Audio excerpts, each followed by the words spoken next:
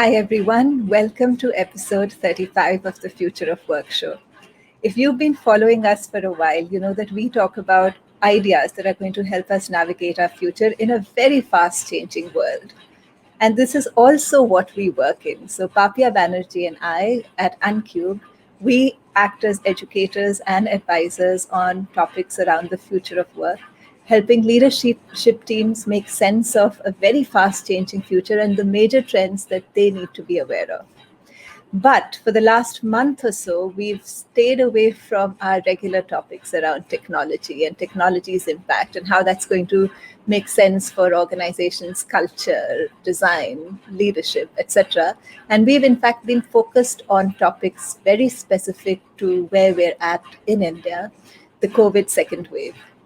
Our last conversation was with spiritual teacher Nitya Shanti on the same subject, finding calm in anxious times. It was an extremely popular conversation. I think it was viewed more than 4,000 times.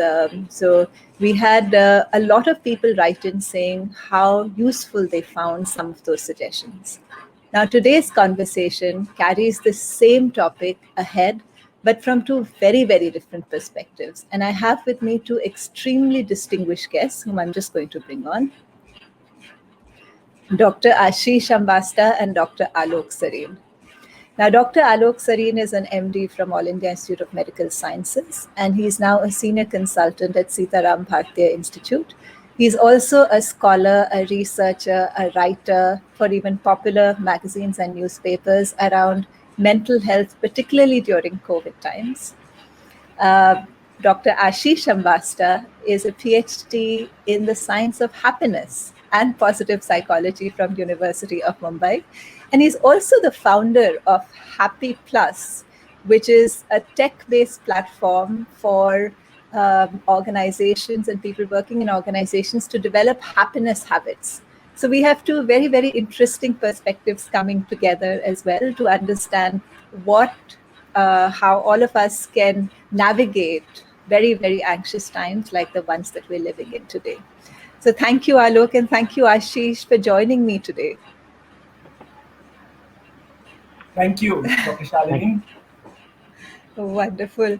Alok, I'm going to start off with you, actually. I have been wondering, and I know that we've sort of met in passing and spoken a little bit about how we're living in such anxious times. I've also seen you speak about it in many of your newspaper articles, that anxiety is the new normal. So would you share a little bit about what that means? What does it mean for anxiety to be the new normal? And what's the impact of this anxiety, which is all around us, on us, maybe impacts that we aren't ourselves always familiar with as well? Sure. So we are living through interesting times, really interesting times.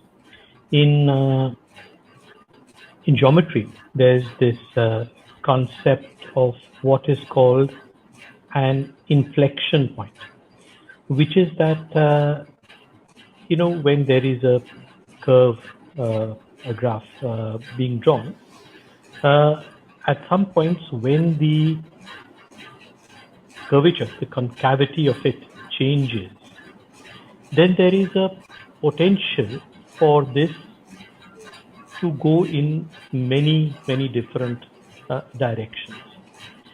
Lest it seem like sailing under false colors, my understanding of geometry or calculus is actually very, very, very rudimentary. But I see this present time as that sort of a potential time, in the sense that an inflection point doesn't necessarily have to be a turning point. It may or may not be a turning point. So coming back to what it is that we are experiencing at the moment, we've been under lockdown pretty much long times. In 2020, we've been under lockdown for many weeks now. But there is a difference. there is a difference between what was happening last year and there is a difference between what is happening now. And what is happening now, as a journalist, not one but many journalists, many people, pretty much everybody that we see talks about, which is that you wake up in the morning with a sense of dread, with a sense of foreboding. What is it that we are going to be, you know, seeing today? What is it that Understood. I will experience in this day?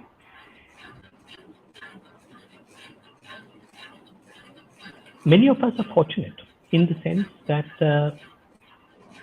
immediate family is safe. This, however, doesn't mean that we are untouched by it. Many of us have had family members who have been unwell. I know that this is true, Shalini, of you, and I know how difficult it has been in the last few weeks, which is why it is even more impressive that these shows have been going on despite the havoc wreaked by this. All of us have experienced families, friends, co-workers, neighbors. It's nobody is left untouched by this anxiety. And there's been an enormous amount of writing, there's been an enormous amount of talk about this, the fact that this is a pandemic, it's a viral pandemic, there are shadow pandemics, there's a pandemic of emotional distress, the fact that this, apart from the pandemic of emotional distress, of the impact, the shadow pandemic of the impact on the economy, the viral pandemic, of course, the fact that it is a crisis of justice, of equity. In a sense, it's a crisis of humanity. And it has actually taken a pandemic to remind us of these things which we normally don't, think about too much, or if we do, perhaps all that we do is to pay lip service to them. Even last year when all of us were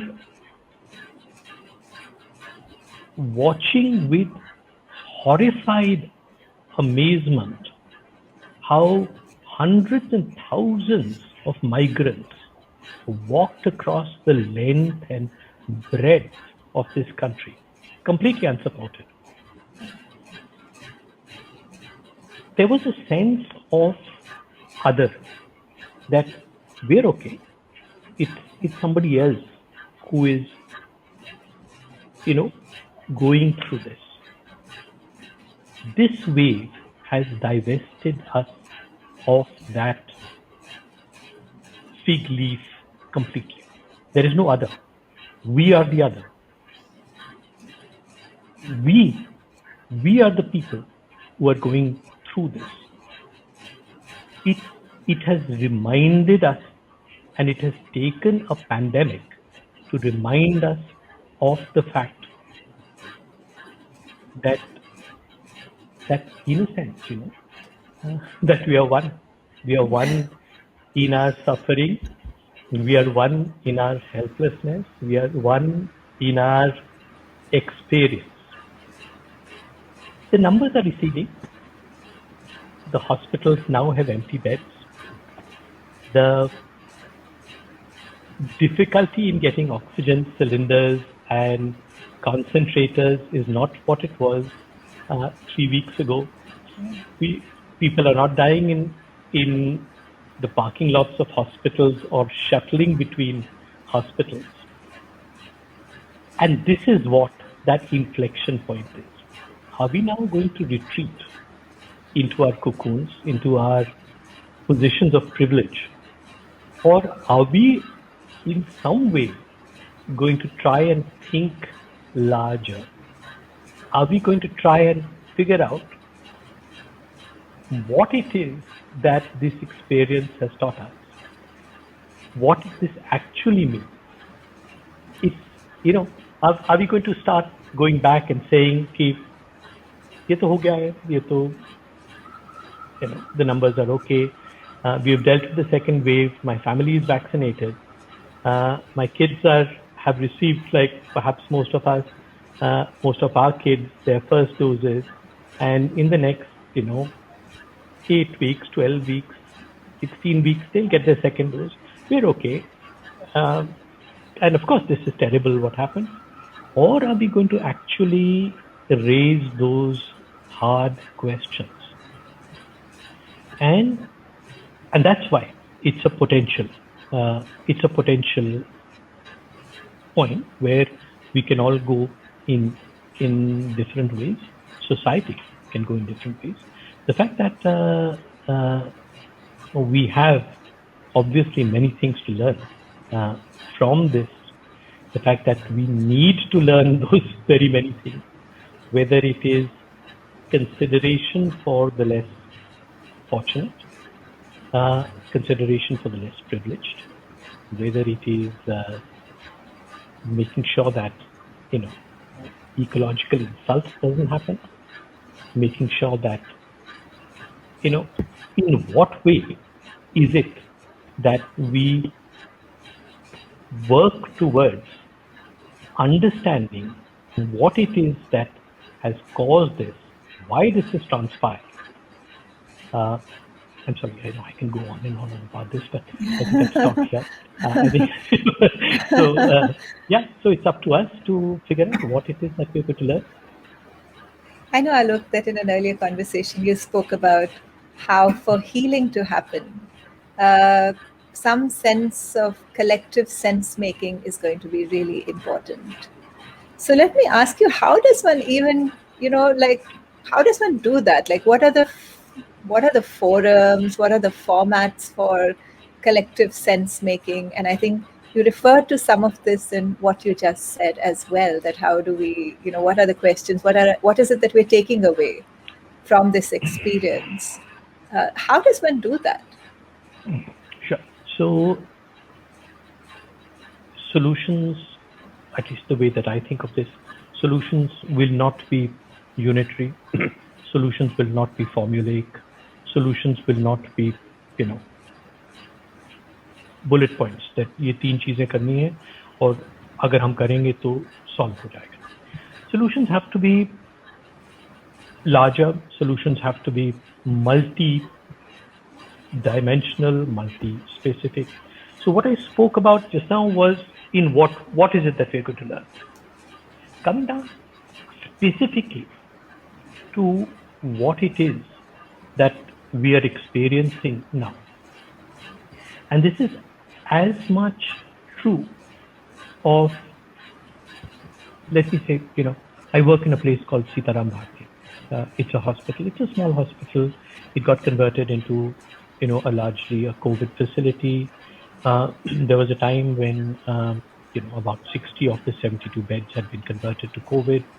And our physician friends would half seriously, half facetiously tell us that please don't fall sick now, because if you do, we're not sure that we'll be able to get you a bed. But seriously, what the physicians went through, the people who have over, 4 weeks seen scores of deaths, the people who've had to decide whom to admit and whom not to admit, the people who had to decide whom to shift to the ICU, whom to give oxygen to, at times when the oxygen is running out. We know people who have struggled, who've been literally begging others, hospitals, friends, known to as we our particular Indianism is uh, asking for beds and failing. How is it that we are going to come to terms with this? The stories are endless. There's a friend of mine whose brother died uh, after a struggle with you know, getting a hospital bed. There are numerous friends who've not been able to get beds. None of us, whether we were that individual, whether we were that family member, or whether we are witnesses, are untouched by this. The doctor who is witnessing this, the nurse who's seeing this day in and day out, the journalist who's reporting this, seeing scenes which in in a in a good world no human being should have to witness. The the trauma that they are going through, the griefs that they are going through. How are we even going to begin to make sense of this? And remember that the way that society makes sense of grief is societal. That's what society is. We gather around, we tell our stories, we listen to those stories, we share those stories. There was this, we read in the papers about these two young boys, 21 or 22-year-old boys, who had these really wonderful names, Ralfred and Joffred Raphael, two Malayali boys in Meerut. Where in the world will you have, these are names to conjure with. These are Viking chieftains' names. But these are Malayali boys in Meerut. It's only in India that this can happen. And it's only in India that these two young men will die within 24 hours of each other. In a sense, the weapon that we had, and I'm very fond of saying this, so you will forgive me if you've heard this before, but the Divyastra which society has of the societal collective is at the moment not available to us. It's the same story of mythology कि जब आपको जरूरत पड़ेगी इस अस्त्र की, आपको उस समय आप इस्तेमाल नहीं कर पाओगे. And so now it's cremations on video. There's a doctor in the hospital who was telling me that his mother died of COVID. Getting 4 people, 4 to the cremation ground was a challenge. He himself had COVID. He had myalgia, he had fever. There was no way he could not go. There was nobody to help. The buyer. There was nobody to help with the making of the buyer.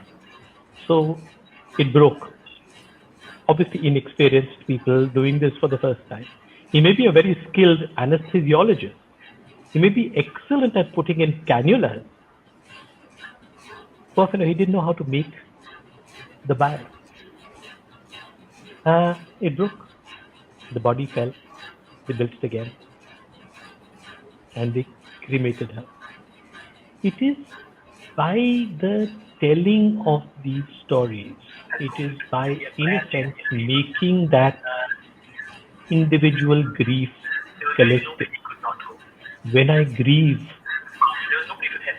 for Prashant in my hospital, when I grieve for Ralfred and Joffred in Meerut, when society grieves, when we bear witness to their stories. This is what perhaps at one level will help us to come to terms with that grief. It is that meaning making which might happen, which perhaps will help us come to terms with it. But this is only one way. We'll have to figure out, we'll have to talk about this. This is why this is an inflection point. Unless we are going to, Yeah. otherwise we are going to retreat. We are going to look at our own, Sitaram Bhatia ठीक है अब तो 15 bed खाली है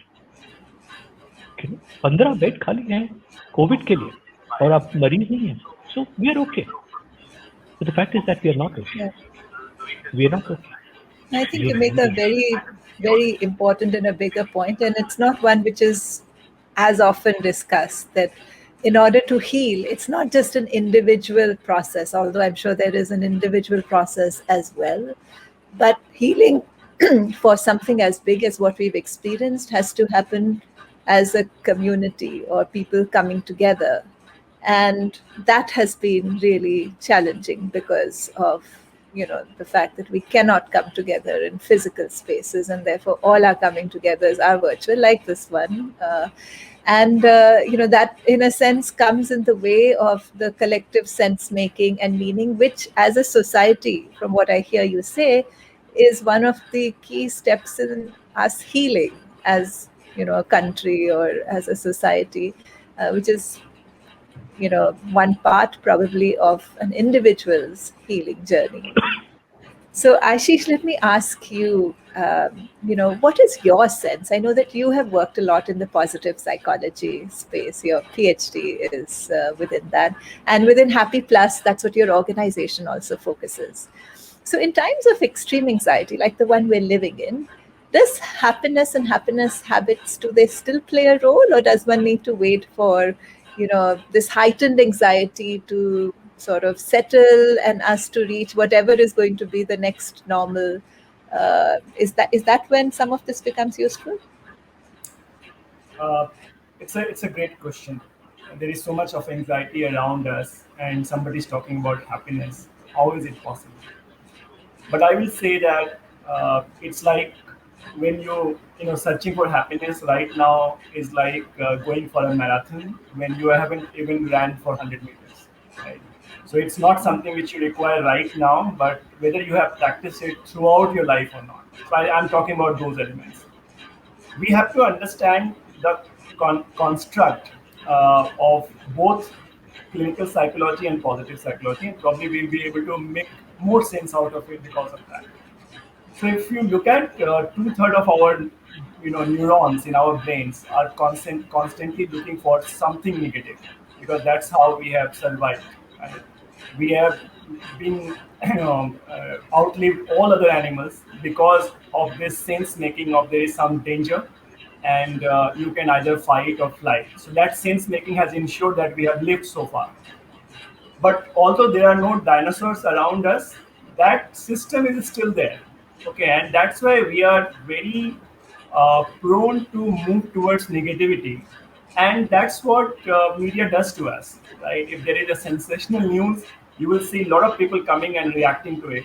But if it is a good news, you won't find a lot of takers, right? Now I can see that people are talking about good news and good gestures, but in normal world there were a lot of experiments done where companies wanted to come out with a newspaper which will only have good news, and it did not survive.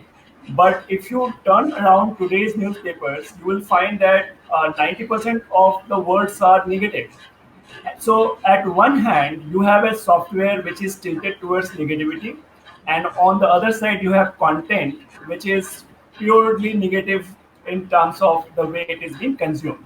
So you can understand the cocktail it is creating inside our mind. And add to this the pandemic which we are going through.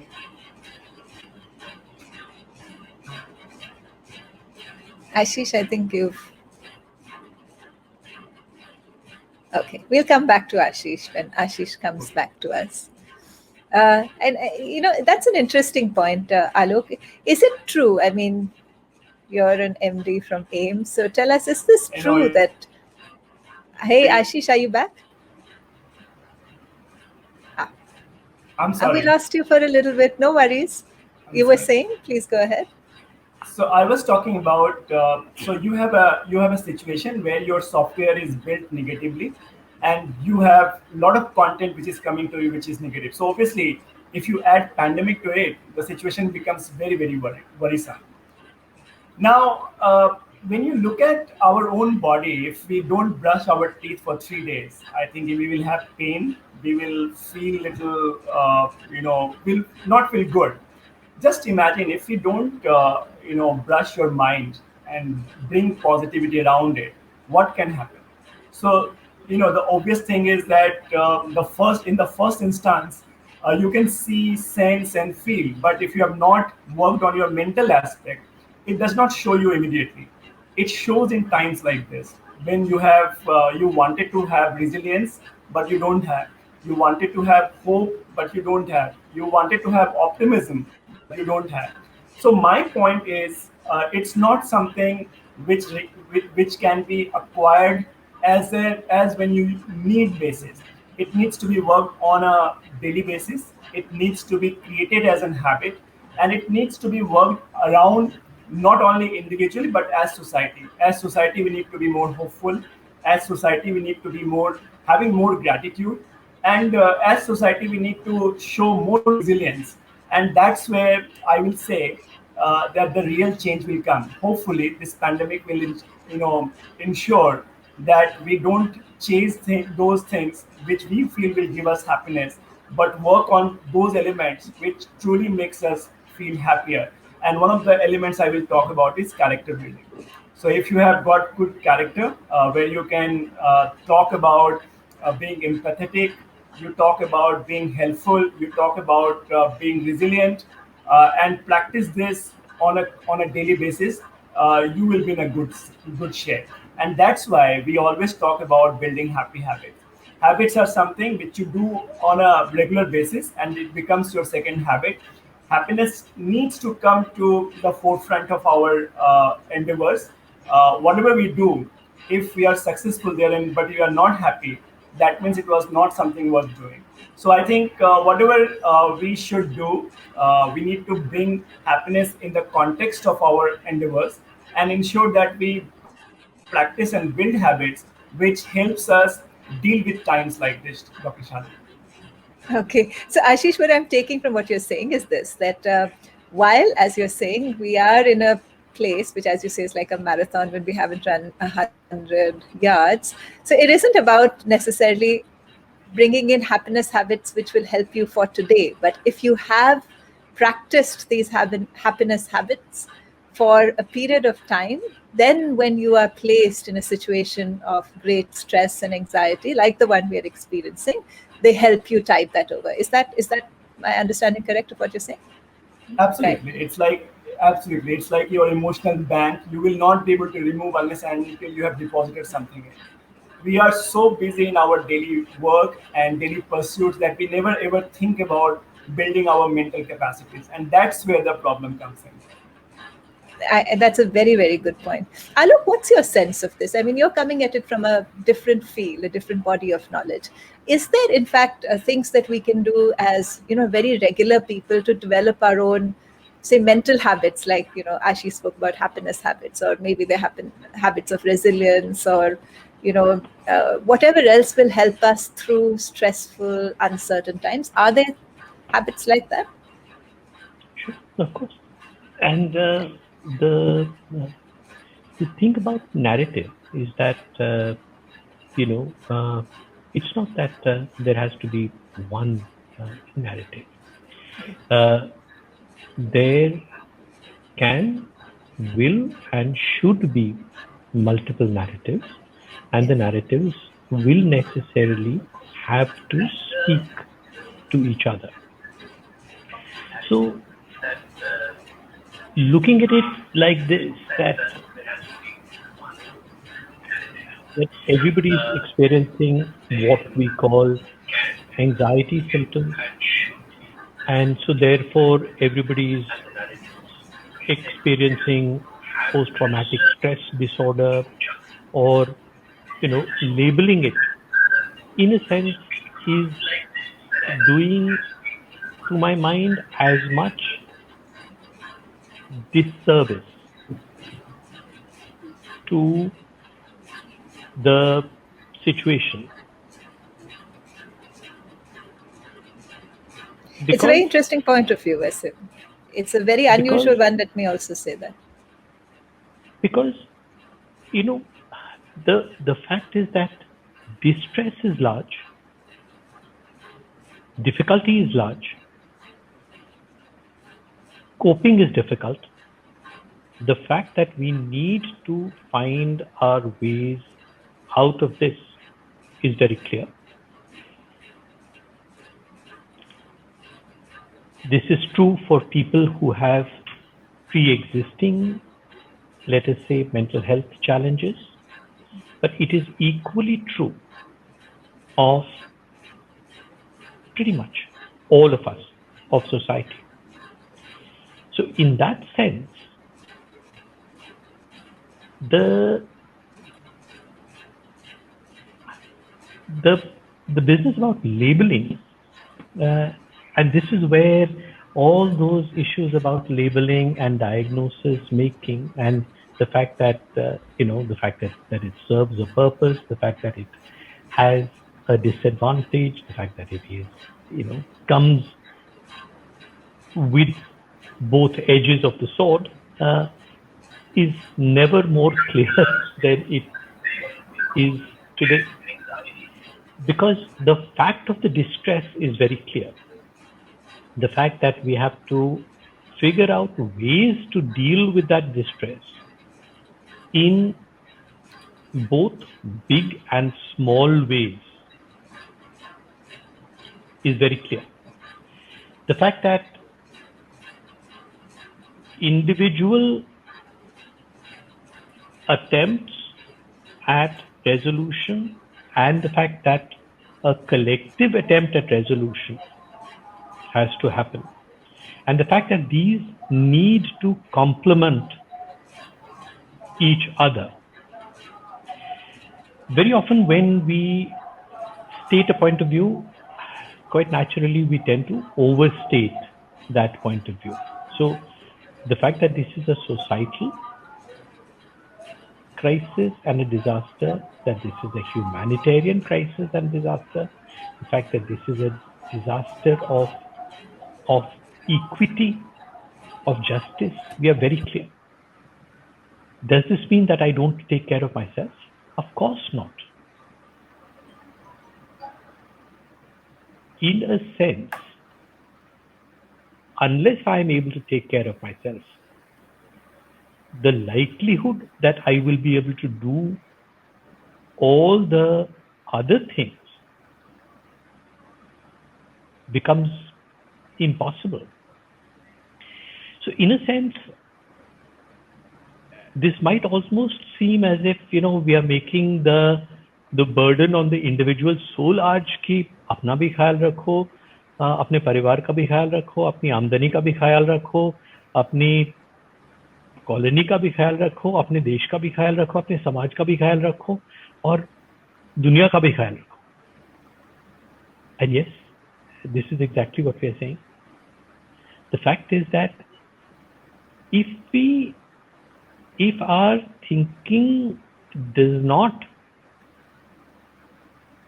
in a sense, work towards harmonizing these levels in those skins of the onion peel, as it were, the fault lines will be so much more obvious, so much more clear, so much more damaging. And in a sense, that is what we are seeing. In a sense, we've been saying this. I've been saying this. I've been saying this, that the pandemic is a time when all those fault lines become deeper, wider, broader. Uh, and I've forgotten the number of times that I've said this. But in a sense, uh, this is as much the chicken as it is the egg. The reason that the pandemic is so devastating is that those fault lines are so very large to begin with. So the question is, where do I even begin? I mean, am I? Is it then? Is the onus on me to figure out the solution to social inequity and the lack of justice and the inhumanity that we are witnessing? And the answer is yes and no. Of course it is, and of course all of it doesn't rest only on my shoulders. But if I was to start with myself and end with myself, I'm not getting anywhere. I'm not getting anywhere in a big hurry. If I'm to start with myself and take care of myself and do it in a way that I keep in mind the larger goal, then perhaps not only will I, but my neighbor and my friends and my community and the people who work for me and the people who work with me and the people who I read about in the newspapers and the people whose lives don't seemingly touch me, but obviously do. So if I look after myself, being aware of the fact that we are one, then maybe those are the lessons and that's why it's an inflection point. If we are going to retreat into um, our small Words. worlds of privilege, then we will have learned nothing. I think this is such an interesting perspective, Alok, that it isn't about the individual alone, and like Ashish spoke a lot about the habits that will build strength, and that's a wonderful starting point for being able to look after oneself. And as they say, wear the oxygen mask yourself before you help anybody else.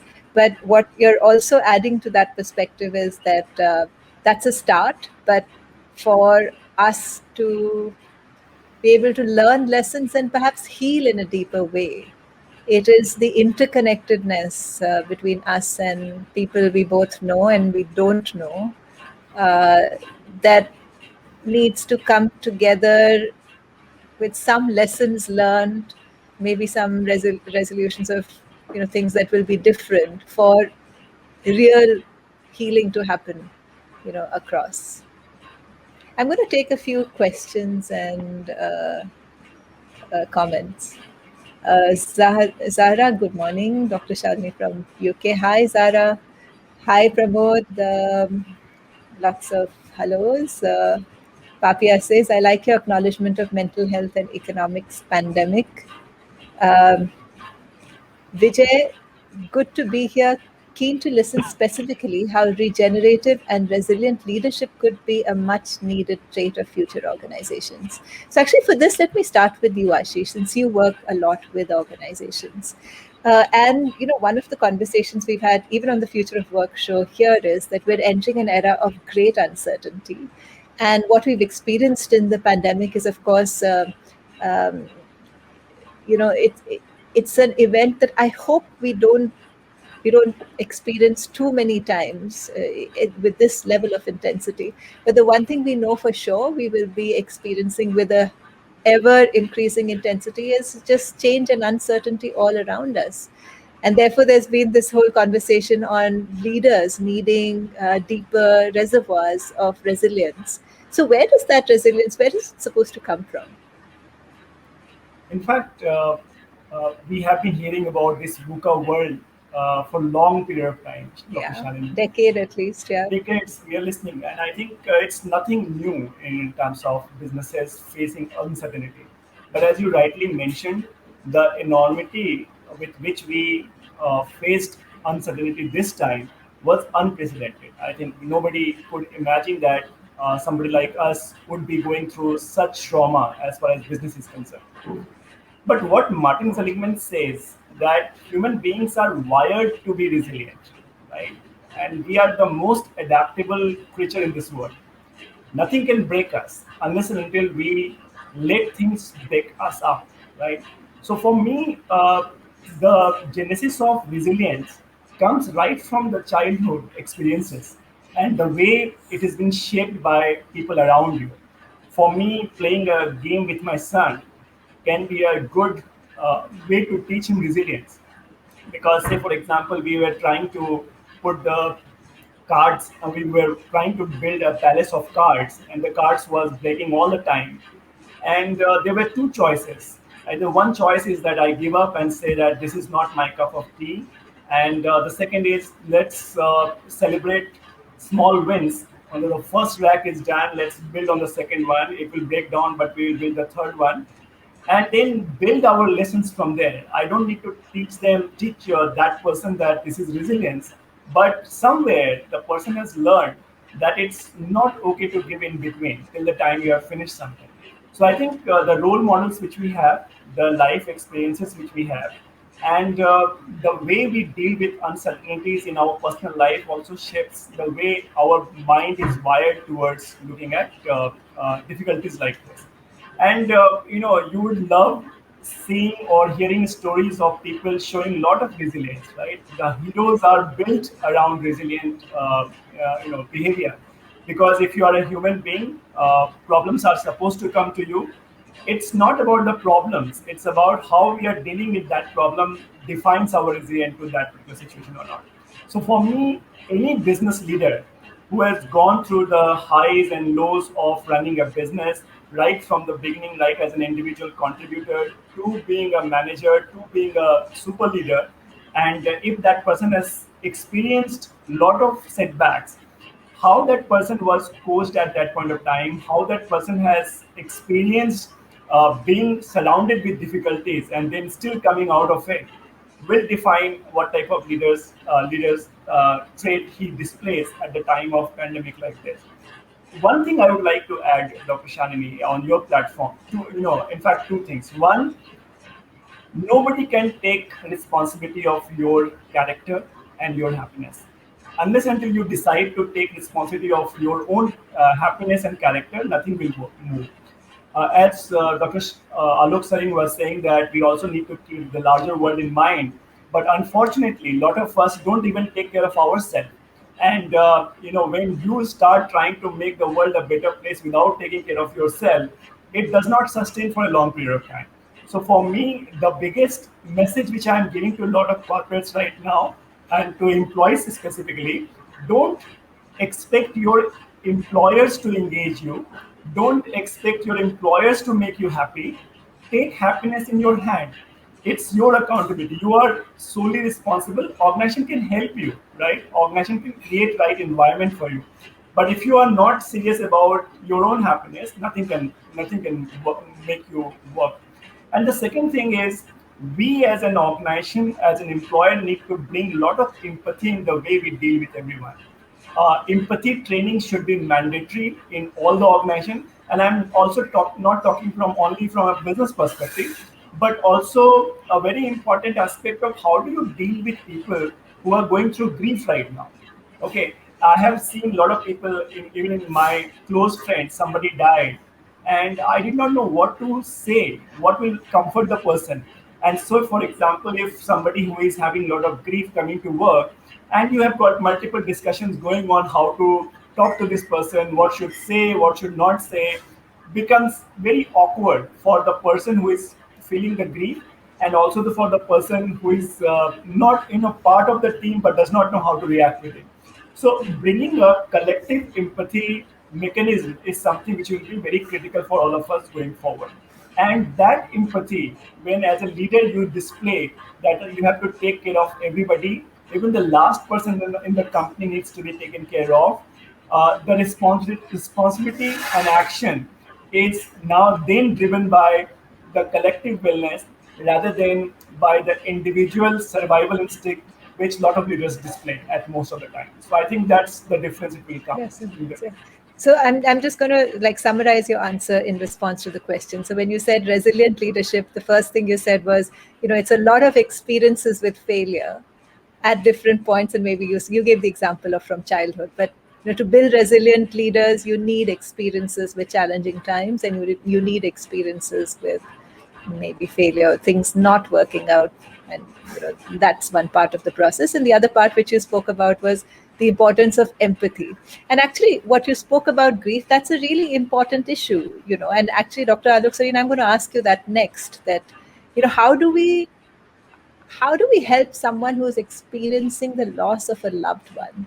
Most people are pretty awkward around it because we really have no clue that, like Ashish said, what is it that we're supposed to say, what's the right thing, what is the wrong thing. So is there something like a set of guidelines on when a co-worker, for instance, loses a loved one, and is what is the best way to be of help? You're on mute, Alok. Yeah, sorry. Uh, so grief and grieving in these times is multi-hued, multi-dimensional, complicated. Like this friend of mine speaks about. It's like a planet in mourning. May not be true of the whole planet, but very large parts. And grief is very often complicated. The simple narrative of grief, of let us say somebody who's 92 and who has lived what we call a full life, and at the end of it surrounded by you know friends and family, passes away peacefully, is the let us say hoped for narrative. Yeah. The narrative of somebody who dies gasping for breath because we couldn't uh, organize the oxygen cylinder. Somebody who dies in completely isolated in the COVID world, where if you're intact, you will be speaking to your if you're mentally intact, you will be speaking to your friends and family on your phone. Uh, if you don't have a phone, or if you're not mentally intact, or if you don't have a signal at that point of time, or if your phone is run out of charge, yeah, and you're completely alone, the nurses are there. They will come. They will help you, but it's a variable thing. The nurses are also exhausted, depleted. Uh, so grief is complicated. Grief is complicated with many feelings. I mean, to the to the survivor, to the caregiver, uh, to the son or daughter or partner who is left behind, or parent or child. It's complicated by loss. It's complicated by bereavement, by resentment, by frustration, by helplessness, uh, by a multitude of factors. And the more complicated grief is, the more we know that the longer it will last and the more difficult it is to resolve.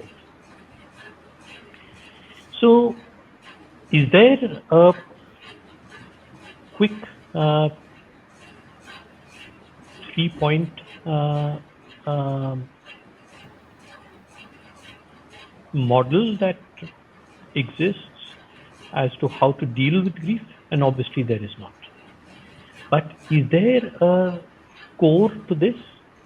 And yes, there is. And that is the core of all therapy, which is compassionate listening, which is, in a sense, bearing witness. We worked a lot on the partition of India in 1947, and a very important concept at that point of time. And there's a very nice book which my friend Sukeshi Kamra has written, which is called Bearing Witness. Uh, which is which is the essence of all therapy. The therapist is not going to solve my problem for me. The therapist cannot solve my problem for me. Therapist is not going to render my loss uh, absent. The therapist is not going to restore my parent or my child or my sibling to me. The therapist will listen. The therapist will share. The therapist will, in that sense, uh, make my individual grief in that small space collective, will allow me an expression. Coming back to what Ashish says, our abilities to resolve are are very large, and the therapist will walk with me, allowing me to heal, helping me to heal, not healing me. The therapist cannot heal me. The therapist is not a guru or a god man. And we can say a lot about gurus and godmen, but we will leave that for another time. But the therapist, or what society needs, is to be able to bear witness, to listen compassionately. So if I can respectfully listen to my colleague's story, then I honor that story. I make that grief just a little bit less. And remember that in today's world, we're all grieving. And very often, to deal with our griefs,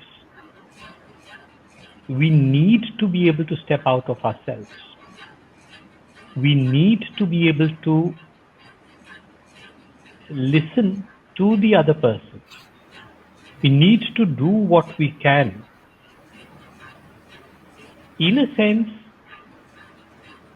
that resolution is that help is bi-directional.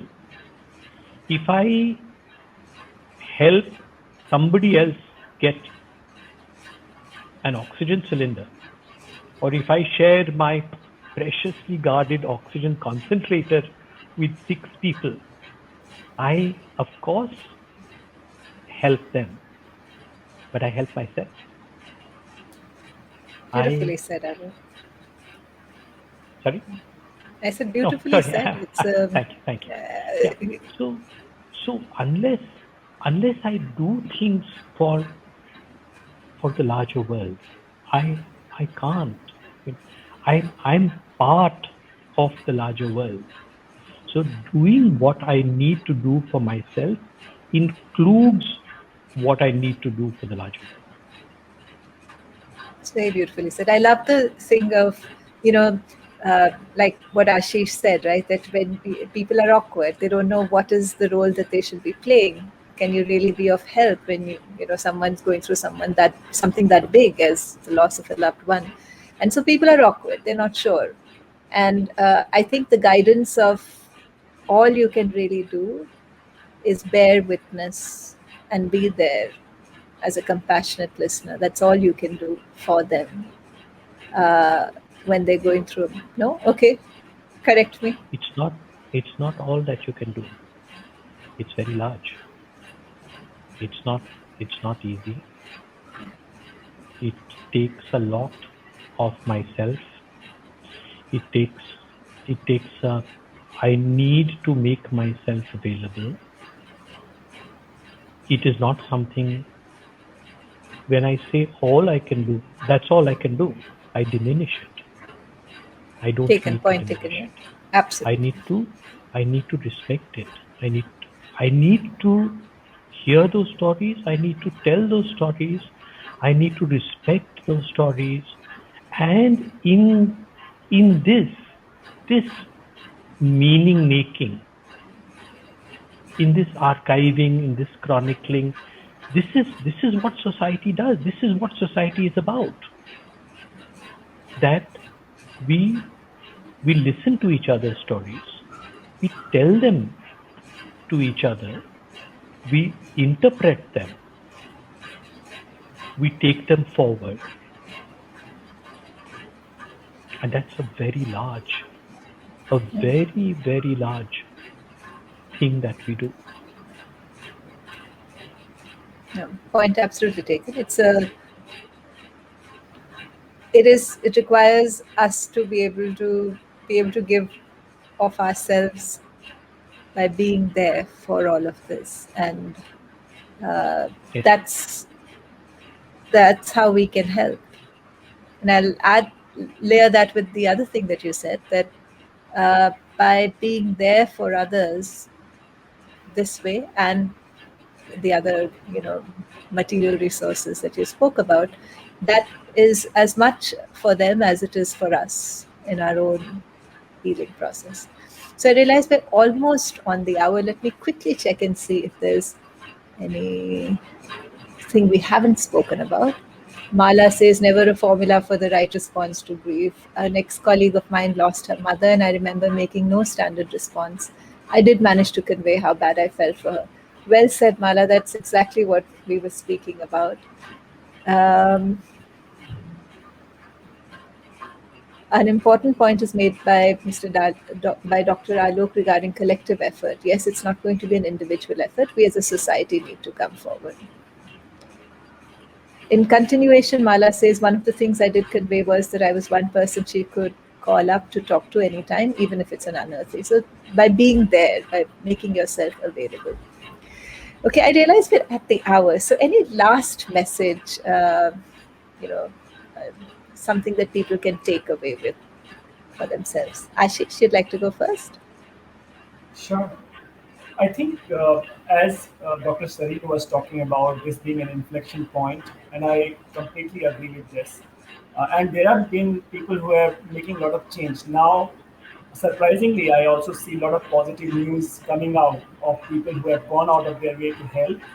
And one of the things I would always say, if I have to bring the crux of my studies on happiness, if you keep seeking happiness for yourself, maybe you may not find happiness. But if you seek happiness for somebody else around you, happiness is definitely going to come to you. So I think that's the point I will make, that if in a day, if you promise to yourself that at least one person will be happier because you existed, will be a great start from my perspective. Thanks, Ashish. Make sure you have a role to play in making others happy for your own happiness. Absolutely. Alok? yeah, I think so. I've pretty much said what I think.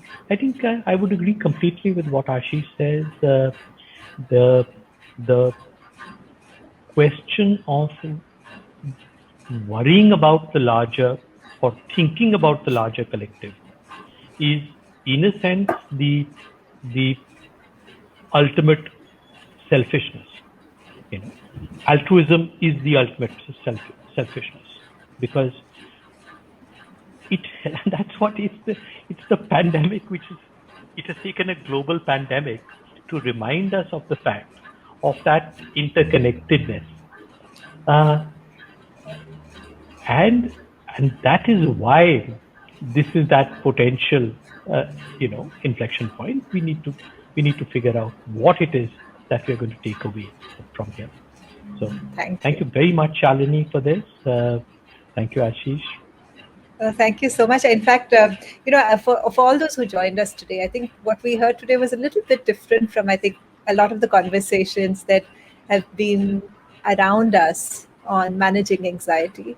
What was different was, Dr. Alok's point that it is about interconnection, it's about meaning making, it's about coming together and finding our oneness. That's a really important part of the healing process. And Ashish spoke about the importance of building resilience habits and happiness habits across all times in your life, so that when you are faced with a pandemic, you still find something within you that will allow you to do the kinds of things that Alok just spoke about. So very different ideas, I would say, which were discussed in today's conversation. I hope you find them useful. If you do, then do share them with others who might benefit. And if any of you want to catch up on part one of the conversation, just go to Uncube's website, and all our previous Future of Work shows are listed there. And have a great weekend for everyone. And we'll see you next time on the Future of Work show. Bye for now. Thank Thank you. you.